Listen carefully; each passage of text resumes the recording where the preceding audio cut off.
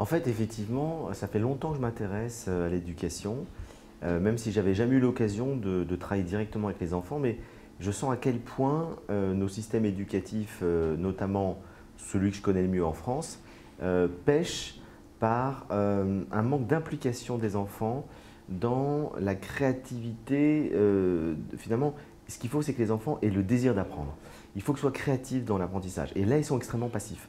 C'est-à-dire qu'ils reçoivent des cours, c'est nécessaire d'apprendre à écrire, les mathématiques, etc. Mais ils sont tout le temps passifs. Or, un enfant, on le sait très bien, il progresse parce qu'il a envie d'apprendre, parce qu'il a une motivation, parce qu'il a un désir.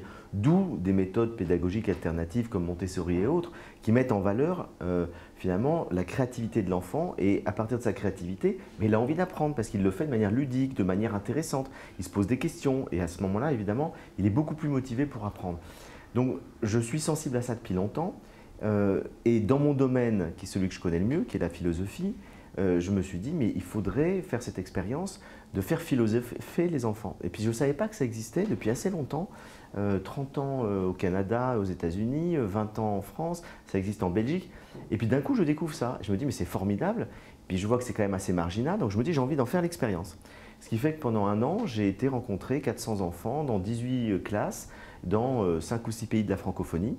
Et notamment la Belgique, et ça a été une révélation. C'est-à-dire, je me suis rendu compte à quel point, effectivement, les enfants, lorsqu'on leur donne la parole et qu'on leur pose une question philosophique, du type quel est le sens de la vie, du type vaut-il mieux être mortel ou immortel, quelle différence y a-t-il entre l'homme et l'animal, etc. Ils ont plein de choses à dire extrêmement intéressantes, et puis on peut leur apprendre à débattre, c'est-à-dire à cultiver un sens de l'écoute, du dialogue, du raisonnement.